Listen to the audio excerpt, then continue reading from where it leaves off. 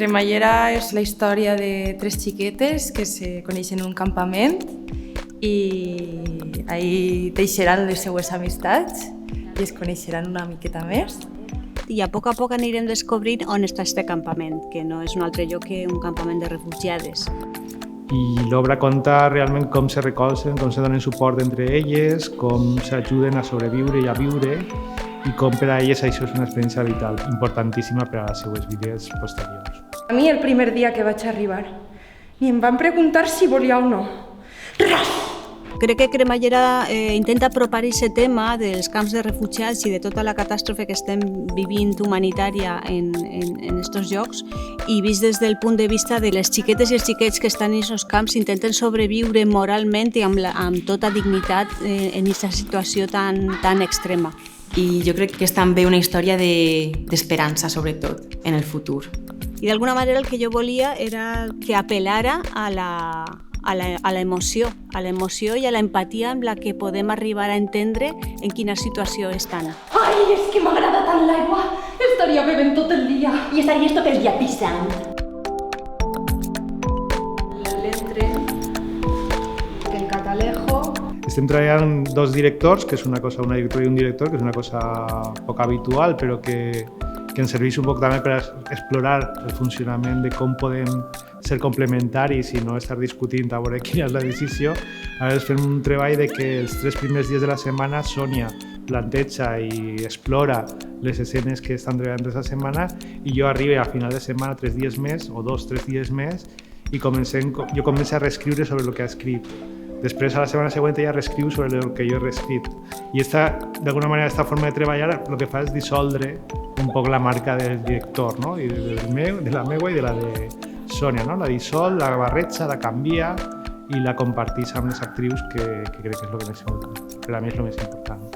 Pues l'experiència per a mi és molt guai, perquè tindre a 2 persones com Sònia i com Xavi, 2 ments que es complementen però que a la vegada són diferents perquè Xavi és més extern i Sònia té la part de que ha fet el text y sap perfectament el que està dient el personatge. Una experiencia muy bonita, una experiencia de ir creciendo poco a poco, intentar encontrar lo que querían ellos y proponer cosas. La verdad es que ha sido un viaje muy bonito.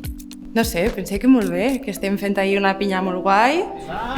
Mira, le perdés el peluix, en aquest moment no cal que se veja.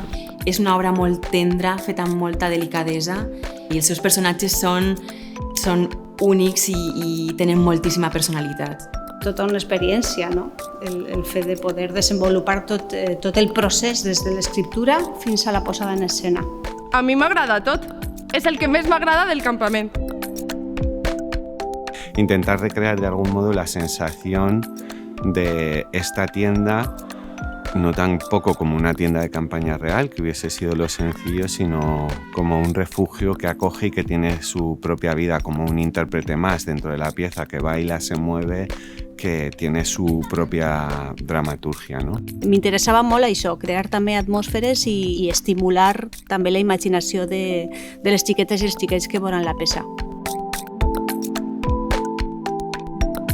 Jo penso que Cremallera, independentment del treball magnífic que fan les actrius i que es van a trobar personatges molt divertits i molt tendres amb els que anem a empatitzar ràpidament, jo penso que el que fa Cremallera és apropar-nos a aquesta realitat. La meua xiqueta tanca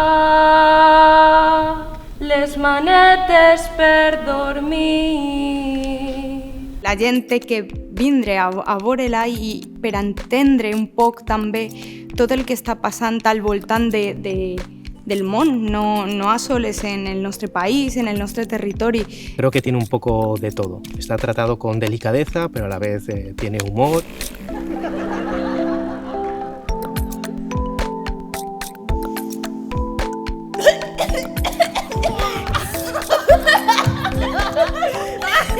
Porque es una historia honesta, contada por gente honesta, porque ellas lo hacen maravillosamente, claro.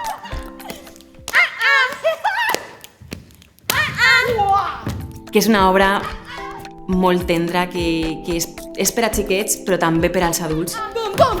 Bum, bum! Bum, bum! Bum, bum!